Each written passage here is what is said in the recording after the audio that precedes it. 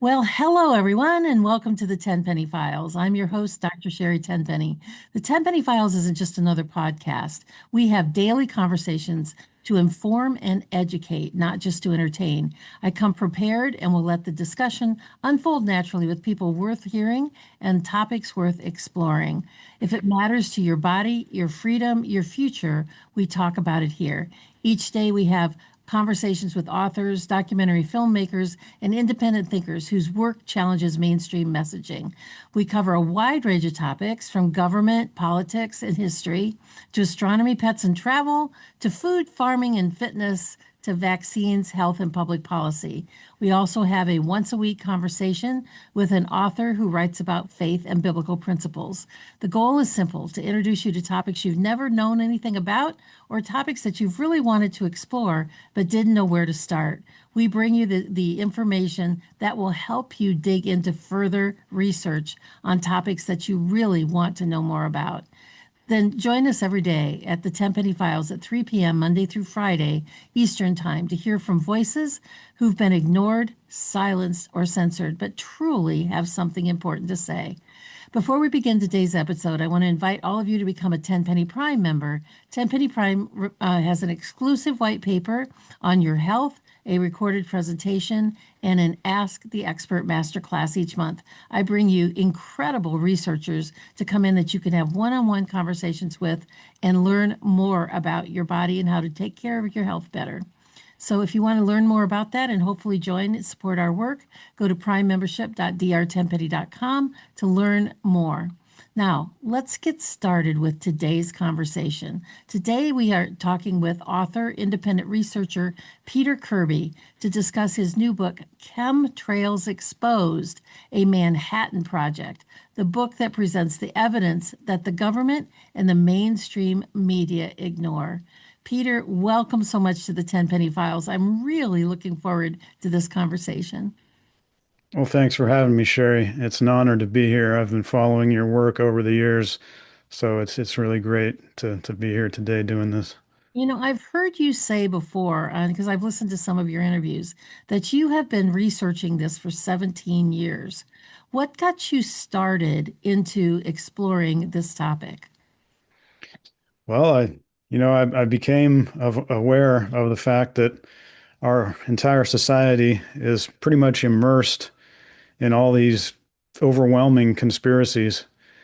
And I was trolling around in the new media around in 2009, finding these things, and just out of curiosity, I was checking all these things out, and without muddying the waters and getting into all what the other conspiracies are, one of the things that I was looking at was the chemtrail thing.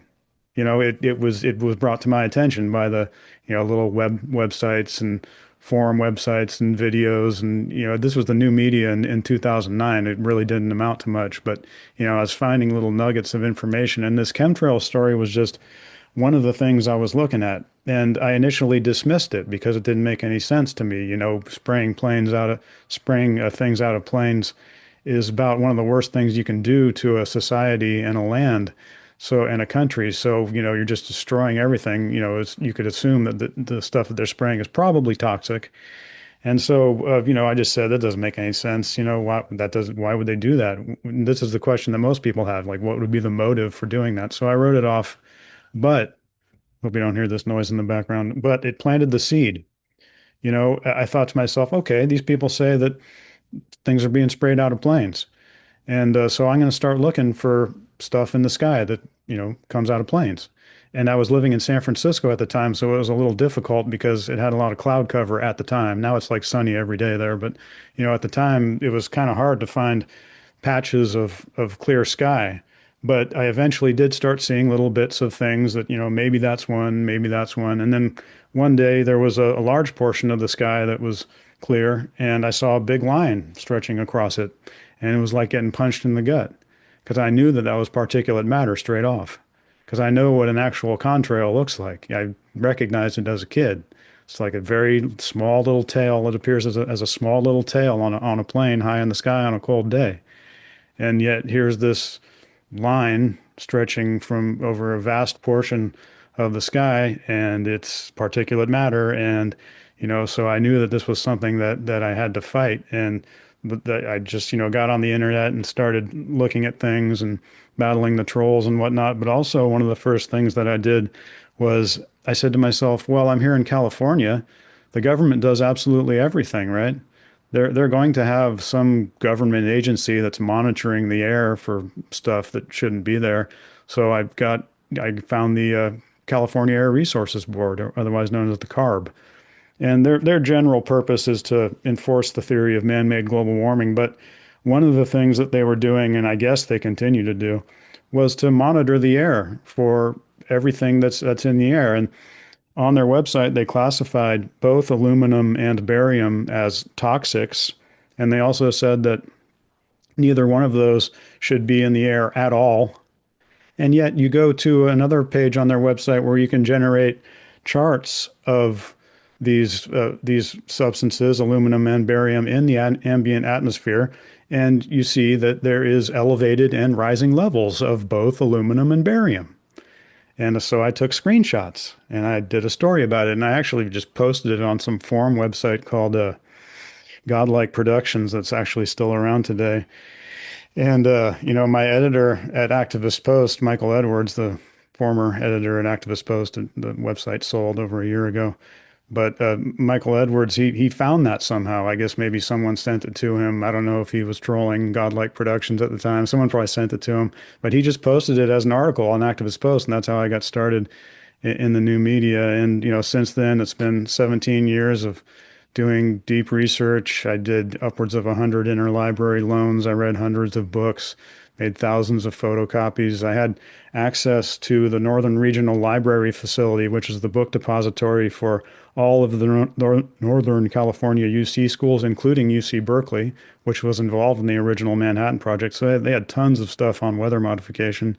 I had access to the libraries on the campus of UC Berkeley. It costs $100 a year to have access to all this stuff if you're not a UC Berkeley student. But I've found bombshell after bombshell, and it's all the most important parts of my research is in the Skyhorse edition of Chemtrails Exposed, the new Manhattan Project, which came out on the 20th of last month. So I think that this book really exposes the whole thing from top to bottom. There's been a lot of confusion pertaining to this issue because, there's obviously a well-oiled disinformation apparatus that's gone about creating this confusion.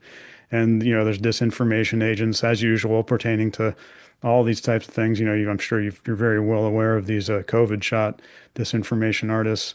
But, I think this book, if people read it, they will have absolute clarity as to what's going on here, and that's why this book is so important, because we're bringing knowledge to the people, and we can be united in common knowledge. If you read the book, everything makes sense, everything fits together, and you'll understand exactly what's going on here. There are details of it that we still don't know. Of course, this is a secret project, and we're working on those, but as far as the grand 40,000 foot overview is concerned, this book will give it to you. Well, it's quite a book. It's more than 500 pages with lots of diagrams and a lot of charts and things like that. In the title of your book, Chemtrails Exposed, A New Manhattan Project, why do you call it a New Manhattan Project? Well, for a lot of reasons. I mean, straight off, the one that comes to mind is the former head of the Atomic Energy Commission, which was what became of the original Manhattan Project. Glenn Seaborg was the number one proponent right after World War II of something called planetary engineering, which of course is synonymous with today's geoengineering. And the geoengineers today say, hey, we got to spray things out of planes to save you from global warming. This is their big thesis. Say, oh, we might do it somehow, sometime, because, global warming is getting real bad and we might have to spray you. So, we're getting ready to do it. They've been saying this for decades while the program is going on. But so there was that. Former Manhattan Project scientist Glenn Seaborg. I mean, you had Edward Teller talking about how we can detonate bombs in the atmosphere to modify the weather. So he was a former original Manhattan Project scientist. We had A lot of former Manhattan Project scientists have did later contributions to the atmospheric sciences and or weather control, such as Teller, John von Neumann, Vannevar Bush, Bernard Vonnegut, and many others that most people haven't heard of. It's a big secret government project, just like the original Manhattan Project. Weather control is a physics problem, for the physical sciences, which is, what the original Manhattan Project was all about. There's been plenty of prominent people making comparisons between nuclear bombs and storms. These were made by Langmuir and Teller, as well as Chauncey Guy Suits, who was the director of research at General Electric Laboratories. General Electric brought us the birth of the conventional cloud seeding industry in late 1946. That was Langmuir, Vonnegut, and Schaefer. We have lots of calls for a new Manhattan Project and weather control. These were made by the famous weather modifier Howard T. Orville, who was also Eisenhower's science advisor. A call for a new Manhattan Project and weather control was also made by Rear Admiral Luis de Flores, who was a CIA, who was the chairman of a secret CIA science advisory board. We have the House Committee on Government Reform hearing in 2006, which was titled Climate Change Technology. Do we need a Manhattan Project for the environment? Question mark. We had in the famous document Owning the Weather in 2025, in the executive summary, they compared the nuclear bombs to, they called for a new Manhattan Project and weather control. And then the last one I have here is geoengineers in testimony, congressional testimony in 2009 and 2010. There were multiple calls for a new Manhattan Project and weather control made by these geoengineers. So there, it goes on and on. It just pops up over and over again in my book. There was this Jason group that was deeply involved in weather control. You've probably heard of them. There was a book written about them, and it was comprised almost entirely of former Manhattan Project scientists and their students. So, now that I've exhausted everything, but I think that's quite a few things, A lot of things. Well, in brief, in like one or two sentences for the audience that may not know the answer to this, what was the Manhattan Project in its original form? Yes, time has almost forgotten the original Manhattan Project. It's been so long ago, it was 80 years, I guess now. And yeah, it was the secret government project that was done to create the world's first atomic bombs. There were three of them. There was one that was done as a test in New Mexico that's known as the Trinity bomb. Then there was Hiroshima and Nagasaki. But the whole project, I think it was at least tens of thousands of people. I think it was like 20,000 or 40,000. I don't have the number in front of me, but a very large number of people were involved in this project. But they had no idea what exactly, why they were doing all this. This was because of compartmentalization. You're not told anything except what you need to know.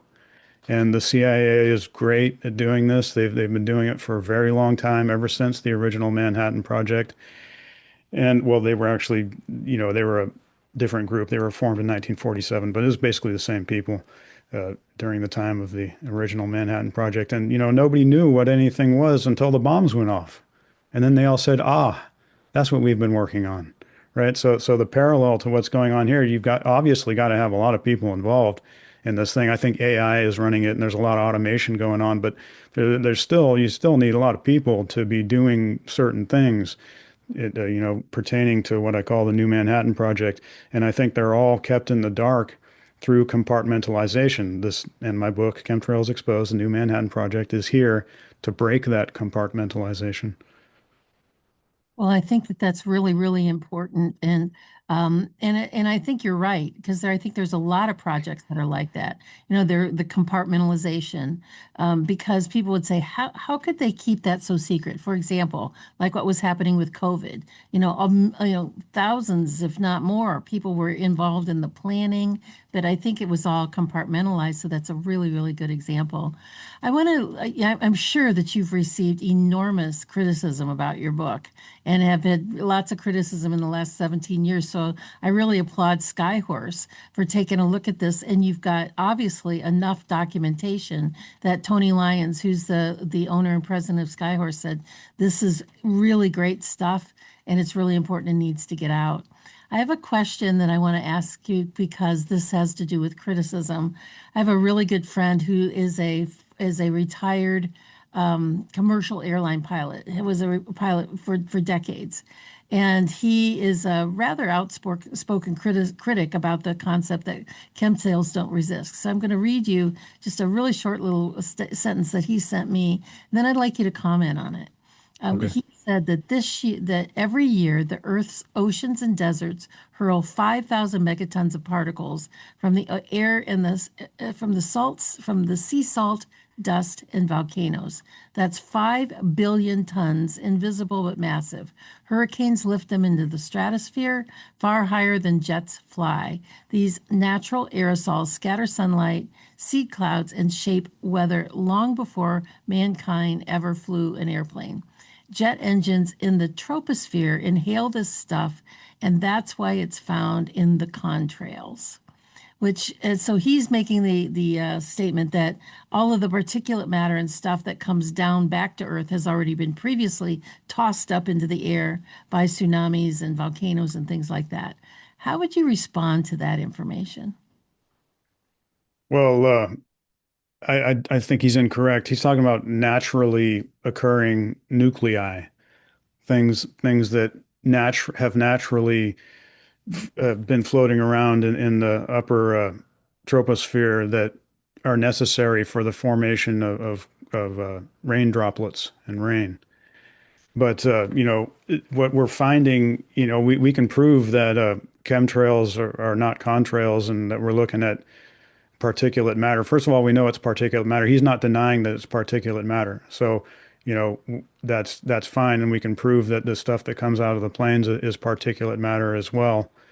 But what we have found in 28 peer-reviewed journal articles by a world-famous PhD scientist and the sitting director of the Monroe County, Florida Department of Health is that we have the chemical signature of coal fly ash in all of the environmental samples that they have sampled. So, what your source is talking about, what I would ask him is that why do we keep on finding the chemical signature of coal fly ash then? And why do we have this huge body of circumstantial evidence that I go over in the book, indicating that coal fly ash would be a good substance to use, and that it is being used in these programs. So I think he's vastly incorrect in what he's saying. Why is it that we see these lines coming out of planes, all of a sudden? This all started in the mid 1990s. Before the mid 1990s, you would be hard pressed to find any plane that was leaving any type of line over the sky. I mean, they've been spraying us with whatever they want, whenever they want, since the end of World War II, but it's been on a lot smaller scale uh, previous to 1996.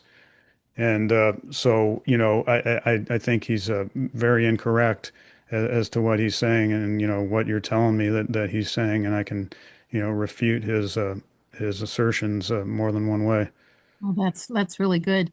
I read a book. This was maybe 15 years ago now. The title of the name of the book was Germs, and they were talking about spraying Serratia marcescens, which is a type of bacteria, all along the West Coast to see how far inland it would go, thinking that this was a benign bacteria.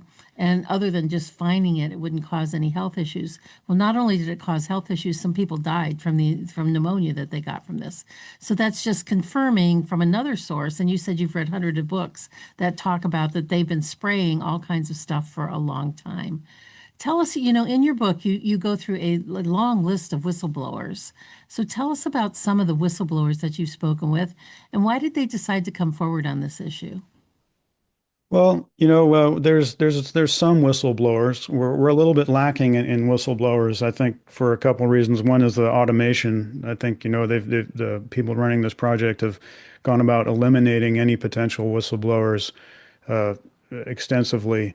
But most of the whistleblower, and I haven't been talking to any whistleblowers off the top of my head. Dane has talked to some whistleblowers. Most of the whistleblowers are retired pilots, and there's been about 20 of those. We have two former Air Force generals, one a brigadier general, one a major general, one with the last name of Jones. This is all in my book.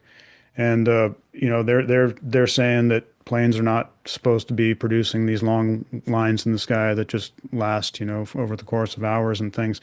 But I think that the most important, and then there was also a geoengineer, or I don't know if he calls himself a geoengineer. I call him a climate guru by the name of Tim Lenton, who says, we have an ongoing uncontrolled experiment. He said this twice. He said it to Colin Pritchard in the UK, who's a professor over there at some college or other. And so that could be considered another whistleblower. But I think the most important whistleblower that we've had so far came forward to Dane Wigington at geoengineeringwatch.org. This was Michael Davis from the EPA, the Environmental Protection Agency. He was fired from his job for blowing the whistle. And he says that, yeah, Dane covered it in an article. It's in my book. And Dane has a whole interview with him on the article that was posted on his website, geoengineeringwatch.org. And this guy, Michael Davis, says that pretty much everybody at the EPA knows that this is going on from, the contamination of our biosphere from all this stuff that they're spraying on us. And they just do nothing. And they just figure, I'm not going to rock the boat. I'm just going to get my paycheck and my pension and just, watch the world burn and watch everything die because that's what's happening. So, I hope we can get more and even better whistleblowers in the future who are higher up in the food chain on this thing. But Michael Davis should not be disregarded.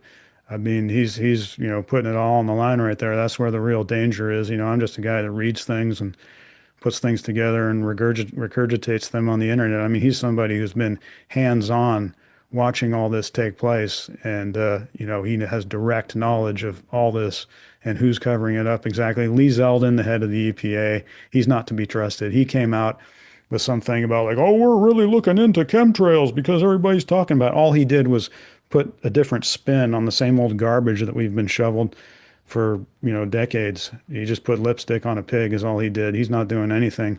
So the EPA is definitely culpable here. They should be ringing every alarm bell, but they sit there and do basically nothing. Well, the EPA does basically nothing on a lot of areas, not only this one, like the whole pesticide immunity bill that is probably going to get passed because there's no suppression on it on either side of the aisle. They sort of wink at it. And there's a whole bunch of things in water and soil and things like that. But talking about government, what did you make of Robert Kennedy Jr.'s statement that DARPA is responsible for chemtrails? I saw it as a big win. I saw it as a big win, although it was like 10 months ago and nothing has happened since. But, I saw it as a big win. I mean, he came out and he gave us three pieces of red meat. He said, first of all, yeah, we are being sprayed. He said, second of all, it's in the jet fuel, which I'll talk about in a second. And he said, DARPA's behind it, the Defense Advanced Research Projects Agency. So, I mean, it's important to have a probably the second most prominent person in the Trump administration saying that, yeah, this is going on, and this is who's doing it. And we have to take into consideration that he's not going to say something like that unless Trump gives him the okay. You know what I mean? So Trump knows, and a little birdie tells me that he knows all about it. And I'm not the greatest journalist in the world. I should have followed up with when someone told me that. I should have followed up with, well, why doesn't he do anything about it? But really at my core, I'm an artist and I'm a very tolerant and passive person. I'm not really press. I don't press people, so I'd kind of let that opportunity slip by. But there's so. But let's talk a little more about RFK's comment. It's very interesting that he said it's in the jet fuel. Now, I do believe the primary way these substances are getting up there is by payload spraying. Because of the massive amounts of material that we're seeing in the skies, this is not just like a little jet fuel additive. You know what I mean? This is tons, megatons of stuff. But we have evidence of jet fuel being spiked. I think what the geoengineers and the people behind this project want is getting as many particles up there as they can. So this is just another way that they probably do it. There was a UC San Diego professor by the name of Stanford Solomon Penner who wrote a bunch of papers about how a jet fuel coal mixture could be used to produce more and better particles coming out the back of jet airplanes to save us from global warming. And as I mentioned earlier, we found the chemical signature of coal fly ash. So, this comment by Penner is very interesting, talking about a jet fuel coal mixture. And then DARPA, let's talk about how he says DARPA, the Defense Advanced Research Projects Agency, is behind it as well. And there's other evidence in my book talking about jet fuel spiking, but that's the most pertinent one. But DARPA, DARPA is where Operation Paperclip went. I have a whole chapter in my book called The Nazis and the CIA, and how all these former Nazi scientists later got involved in the atmospheric sciences. This was all a secret thing. Operation Paperclip brought in 1,600 former Nazi scientists and their families directly after World War II. If it would have been exposed at the time, the nation would have been in an uproar, but it was all secret. And they were all brought in, they were all compromised, and they were all going to do what they were told. So they eventually got involved in things. There was one in particular, this guy's name keeps on, Hans Dolzalek was his name. He was a former Nazi scientist, and his area of expertise was right in line with what I call the New Manhattan Project. His area of expertise was atmospheric electricity, and how that pertains to the atmospheric sciences. So that, because the defining aspect of what I call the New Manhattan Project is the use of electromagnetic energy. This is what defines it. This is what differentiates it from the traditional cloud seeding industry. So there's that. DARPA was it was something called the Department of Defense Research and Engineering Enterprise, a department of DARPA. That's where Operation Paperclip went. That's where it eventually ended up. Well, Peter, hold that thought for just a second. We are right up against a hard break here on our show, but hold that thought. We're going to come back and talk more about DARPA because they're the bad guys. And we're going to hold that thought and take a short break to hear from our sponsors of AmericaOutloud.news. America Out Loud Talk Radio plays the Tenpenny Files on the iHeartRadio network daily, Monday through Friday at 3 p.m. Eastern. You can also listen anywhere in the world by logging into AmericaOutloud.news and clicking onto their media player. If you've missed any of these great conversations, you can find the Tenpenny Files on Spotify, Pandora, Apple, TuneIn, iHeart Virtual Studios, and on my platforms, drtenpenny.com, drtenpenny.substack.com, and we also play them on our Rumble, Instagram, and X channels. Because there are so many great books and so little time to read all the things that you want to read and watch all the documentaries that you want to watch, this show is meant to jumpstart your interest and direct you to places that are good resources that you'll want to get hold of, read, and then pass on to others. Sit tight. We got a great message coming from our sponsors who support us at AmericaOutloud.news. We will be right back. Zeolite is a detox spray. We work specifically with a company called Touchstone Essentials. They are an incredible company. We've been working with them now for several years. And zeolite is a mineral that goes through your body like a one-way basket. It will clean out heavy metals such as arsenic and mercury, aluminum, cadmium, and it hooks onto those metals from a one-way perspective. So once it's bound, it goes out through your urine or your stools and doesn't get redeposited in other places. Everybody needs to have a detox product in their life, and this one is so easy to use and it's so safe. You can take it when you're pregnant, you can take it when you're nursing, you can give it to little children, you can even give it to infants, and quite frankly, I give it to my dog. I actually put a little bit of the zeolite in his water because until we all stop living in a toxic world, we all need to get some of those extra toxicities out, the heavy metals, the persistent organic pollutants, the things that are floating through the air, the different things that we come in touch with in our environment. And we are a big fan of zeolite from Touchstone Essentials. We've been a big fan of their products for several years. Go to drtenpenny.com/detox to get your first bottle of zeolite spray for $50 off. For only when the government bows to the people will America become great again. This is Malcolm Out Loud here. Join me in pushing back against censorship, my fellow Americans. Right at the top of AmericaOutloud.news are the words, many voices, one freedom, united in the First Amendment. Now is our time, my fellow Americans. AmericaOutloud.news, liberty and justice for all. Well, welcome back, everyone. Today, our conversation is with author and independent researcher Peter Kirby, and his book is Chemtrails Exposed, a New Manhattan Project, the book that presents the evidence that the government and the mainstream media are ignoring. But let me tell you a little bit more about today's guest, Peter Kirby.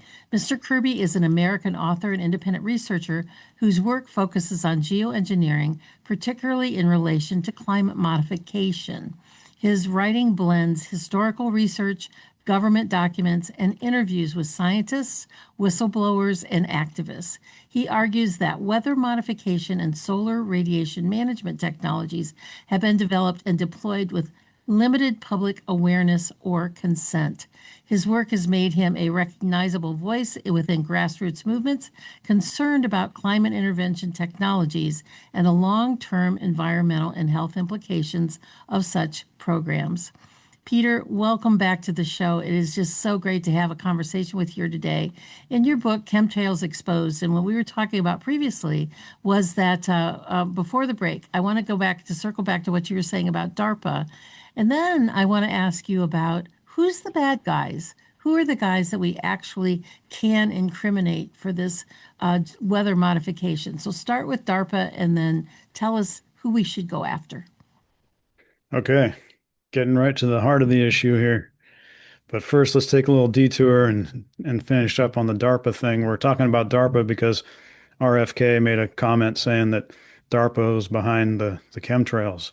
So, we talked a little bit about Operation Paperclip and how that eventually got folded into DARPA, as well as Stanford Solomon Penner, the UCSD professor, who talked about a jet fuel coal mixture that could be evidence of fuel spiking going on, which something that RFK was talking about. But the last two things I have here, ARPA, the predecessor to DARPA, the Advanced Research Projects Agency, DARPA and ARPA have been active in areas relevant to the New Manhattan Project, such as ionospheric heaters. This is, like the HARP facility in Alaska, the High Frequency Active Auroral Research Project. And there's a lot of these ionospheric heaters all over the world, but DARPA has been involved over the decades in producing these things, developing these things. DARPA has also been involved in atmospheric sounding rockets, which are pertinent to the New Manhattan Project because it's part of the atmospheric sciences. And they've also been deeply involved in supercomputers, which are going to be needed for this project. And then also, I think the most damning piece of evidence pertaining to DARPA is the fact that they oversee the MITRE Corporation. And that leads into your next question, who's doing this?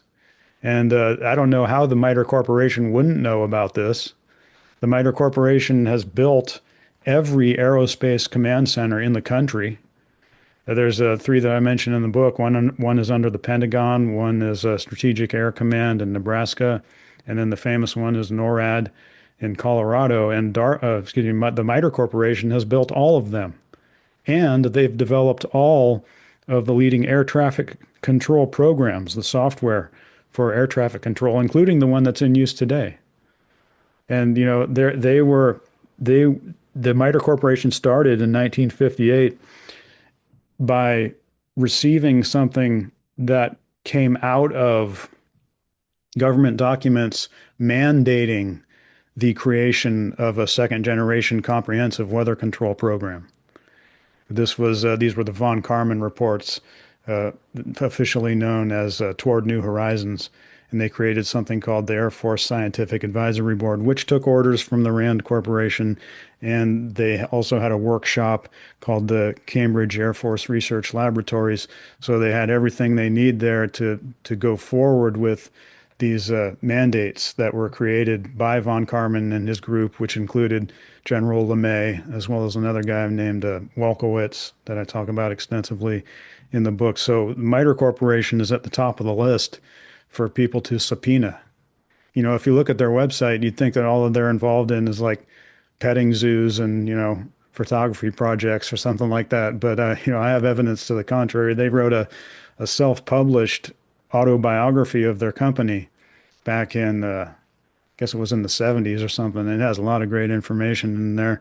There may not be a single book that's more important to the New Manhattan, what I call the New Manhattan Project. So there's that. You know, we need to subpoena the MITRE Corporation, and this is why I favor the creation of a federal grand jury to you know have subpoena power, and you know say, hey, we have evidence that you guys are involved in this, and so but then the other companies that I would suggest that we subpoena would be Textron, which is heavily implicated in this whole thing.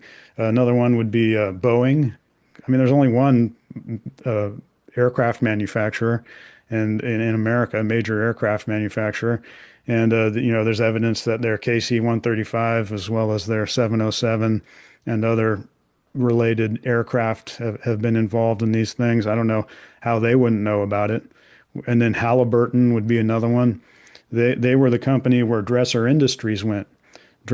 So basically, Halliburton today is the company that's got a stranglehold on the whole scene of electrostatic precipitators. Okay, they're the company responsible for taking that coal fly ash out of the coal-fired power plants and you know whisking it away and supposedly putting it in a dump somewhere. You have these gigantic mountains of coal fly ash, you know, and we found the chemical signature of this. So, you know, they're the ones handling the coal fly ash. And this is all Bush family stuff, you know, both Halliburton and Dresser Industries are steeped in the lore of the Bush family. You know, they've owned shares, but members of the Bush family have personally owned shares of Dresser Industries, you know, which is the company that was previously handling the coal fly ash. So there's that. And then what other ones? There's a whole bunch of them, and you know they always tend to slip my mind when when I'm asked this question. Oh, But you know I have extensive lists just from reading the book. I made a whole list recently, which is going to help me in my next excursion into deep research. And I have all this. I have lists of people and organizations that aren't even named in the book, but I've never made it public because it just wasn't exactly pertinent. It wasn't pertinent enough to put in the book, but it looks like they are involved. I mean, you know, if you want people to subpoena, I have no shortage of people that you should subpoena over this. I'm your guy if you get subpoena power on this thing. well, you know, another department within the government, not only DARPA, that is strongly implicated in your book, Chemtrails Exposed, is the U.S. Department of Energy. Mm. What is their involvement about? Well, yeah, the U.S. Department of Energy, their lineage starts with the original Manhattan Project. Well, there They, you go. yeah, the original Manhattan Project became the Atomic Energy Commission, and then the Atomic Energy Commission became the Department of Energy. And the Atomic Energy Commission developed chemical tracers that were sprayed from government, the Environmental Science Services Administration planes to track and trace atmospheric movements. We had the Atomic Energy Commission in initiating the founding of Lawrence Livermore National Labs, which is heavily implicated in this thing. I have plenty of evidence in there. John von Neumann was big in the Atomic Energy Commission, and he's it looks like his work is particularly involved. And I have more of this here. Here we go. Also, we have wireless power. The Department of Energy has been involved in wireless power, and I speculate that, and this, as amazing as this sounds, actually the evidence for this goes back over 100 years to Nikola Tesla. I have evidence indicating that the planes of today's New Manhattan Project, or excuse me, the proprietary aircraft. I do believe there's a proprietary fleet, not just the passenger and freight aircraft, but I do believe there's a proprietary fleet that is being powered wirelessly. I mean, Nikola Tesla was talking about doing this a long time ago. And there's actually one of the HARP patents, high frequency active auroral research, there's 12 patents associated with it. One of them actually speaks to exactly that, talking about powering aircraft in the sky wirelessly from HARP. And but also the Department of Energy has been involved in coal fly ash utilization. There's a whole field of using coal fly ash for different things because the power industry wants to do something with this coal fly ash rather than just put it in a dump. They want to get paid for it, right? And so there's actually things that they came up with that they can use coal fly ash for. It's a whole field of study. They hold symposia, or at least they were every year, coal fly ash utilization symposia. That I have books that cover the different symposia over the years, and the Department of Energy has been involved in that. The Department of Energy founded the Program for Climate Model Diagnosis and Intercomparison at Lawrence Livermore National Labs. This was the big atmospheric modeling push that was done many years ago, and that had to do with Lawrence Livermore National Labs as well. We have many SRM geoengineering studies from the Department of Energy, Solar Radiation Management Geoengineering Studies. This is the area of study that talks about we got to spray things out of planes to save you from global warming. And they've been producing studies pertaining to this. So there's no shortage of connections there between the Department of Energy and what's going on in our skies today. So, Peter, is all of this, and I've been a friend of Dane Wigington's and I've spoken at his conference and I've followed a lot of his things for a long time. Is this solar radiation management is at its core? I mean, is it really just about blocking out the sun? You write in your book, Chemtrails Exposed, that the term geoengineering was first introduced in 1977 on a paper entitled On Geoengineering and the CO2 Problem, way back in 1977, and yet we know unequivocally that CO2 is not a problem, that it's just a biological exchange of elements in the air, and it's the food for all the plants that live on the planet. So is it just about blocking out the sun, or is there something more nefarious at the root of why they're doing this? Oh, it's definitely nefarious. When you have a huge project like this, there's a whole bunch of reasons why they're doing it. But, I've had an epiphany about this recently. And I think really when you break it down, the most important thing and the reason why they don't give up on these programs is because these programs do nothing but destroy.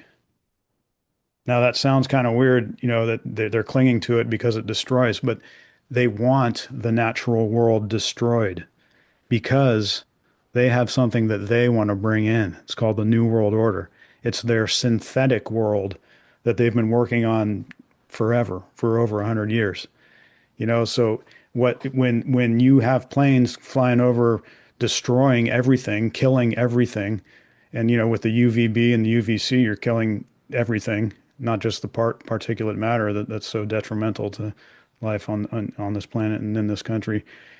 You're just clearing everything out of the way and creating a situation where people and life on this planet become dependent upon corporate products, become dependent upon the genetic modification of plants because they can't survive without the genetic modifications that they need to be able to continue to grow in a highly contaminated environment. And it applies this type of dynamic applies to humans and everything. But there's so many motives going on. The theory of man-made global warming is just used as an excuse for whatever it is the government wants to do. And it's their all-purpose excuse for everything, and the New Manhattan Project is no exception. The real motives, I assure you, have nothing to do with saving the world from global warming. And I have a whole chapter in my book where we talk about the real motives. Wow, that's really, really interesting. And then you couple that up with AI and AGI and all of the things that will eliminate humans, from the planet. So I agree with you that that's a really important chapter in your book. I'm wondering why that there have been no pilots that have been arrested. That we can track these planes from where I mean, there's all sorts of tracking mechanisms of tracking planes that are creating stripes in the sky. We know where they take off, we know where they land. Why have no pilots been arrested? Well, they're being protected. As I understand it, I'm not a lawyer and I'm not familiar with these laws, but as I understand it, if you're piloting a vehicle and it's spewing stuff out into the environment, you're responsible for that. Like if you're driving your car down the street and it's producing, all big clouds of toxic stuff and everybody's going and being, hit with this stuff, that's a problem and it's illegal.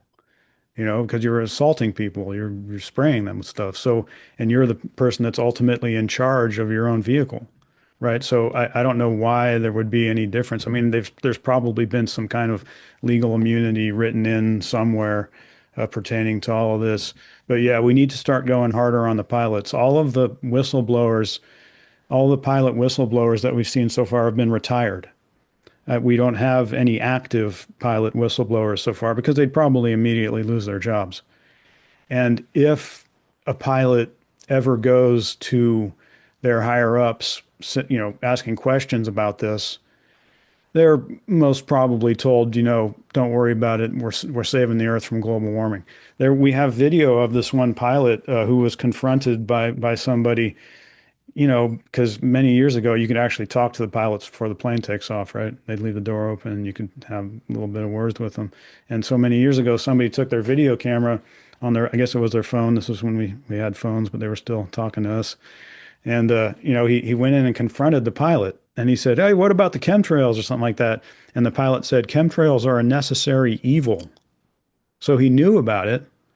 And apparently he's been told that they're a necessary evil. He's been told, you know, don't worry about it. We're doing good work here.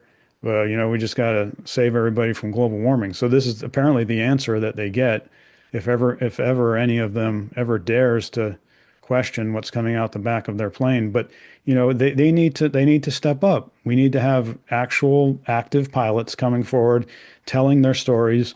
Hopefully they've had some interaction with the higher ups and they can tell us about that. Because I mean, this is another thing like the people at the EPA. It's like you're watching the world burn. You're watching everything die. I mean, what you want to continue to live in a world that doesn't function anymore? I mean, what are you doing here? There's things that are more important than your paycheck. There are things that are more important than your pension. You know what I mean? We got to stop being the patsy, like Catherine Austin Fitts said. You know what I mean? You got to step up and grow a backbone here, because you're going to be reviled when all this comes out. Do you want to face that? Because I'm not a big Q believer, but I am intrigued by the statement that they're not going to be able to walk down the street anymore. You know what I mean? It's like, because that's where this is going.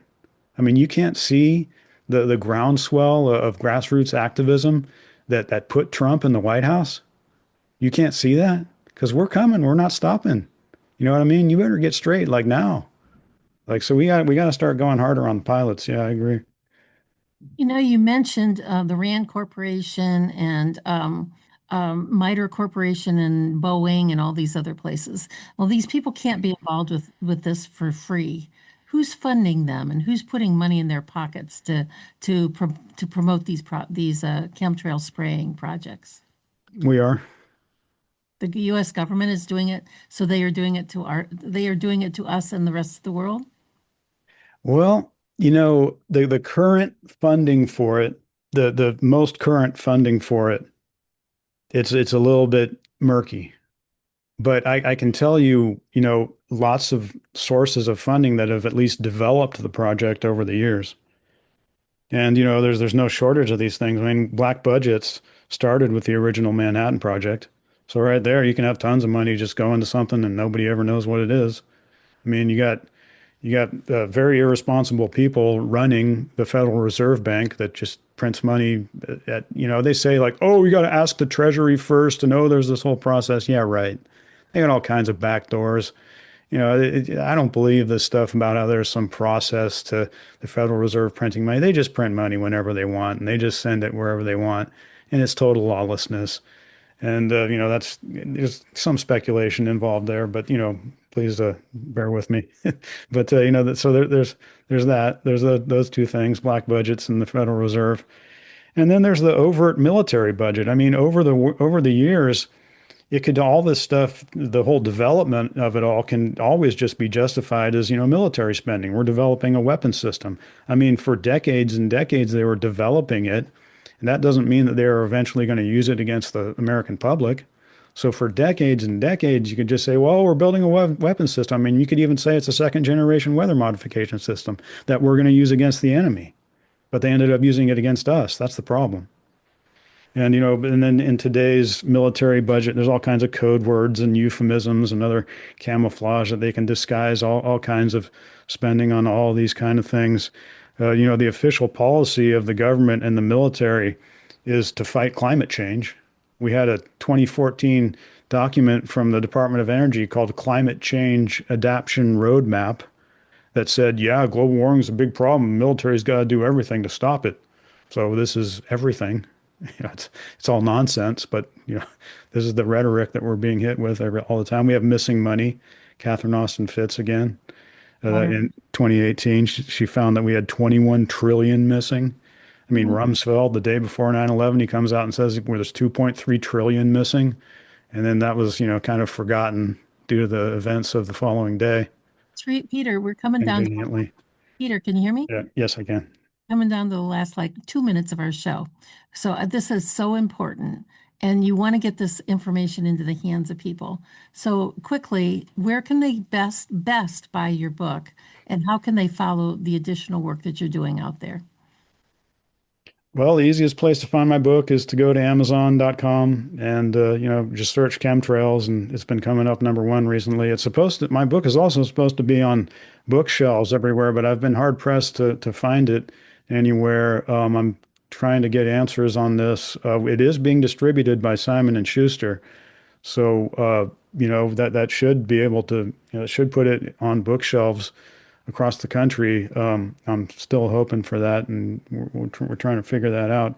But what was the other part of the question? Sorry. Where do they follow you on social media? Social media, yes. I'm on X, which is kind of a new thing. Peter A. Kirby. And then I also have a show on Rumble called The Abstract, and I have a Truth Social channel by the same name, The Abstract. But then if you want to see everything that I'm doing, you just go to my website, peteracirby.com. Perfect. And all of those links will be down in the show notes from after this. So Peter, I was so looking forward to this conversation with you today, because this is really a hot topic and more people are aware of it. And I think that people feel like they don't know what to do about it.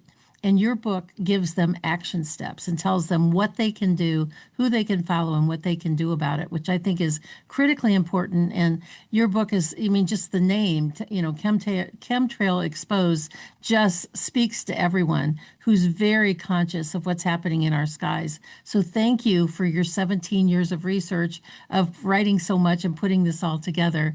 So with that, I want to thank all of our audience who's been here with us today. Please get this book, read it, pass it on to other people, write about it on your social media, have Peter on your show so he can talk more about this in more detail. It's a great way to get this information out that we so need in this country and around the world. So with that, I'm going to close out with one of my favorite verses from the Bible. I close all my podcasts with, whether they are live or pre-recorded, which is Romans 12:12. Rejoice in hope, be patient in trouble, and be persistent in prayer. We will see you tomorrow or the next time at 3 p.m. Eastern on AmericaOutloud.news, and iHeartRadio, and all of my social media platforms under DRT at DRT.com and under at Busy Dr. T. Thank you so much for being here today, everyone. See you tomorrow or the next time on the Tenpenny Files. Goodbye and God bless.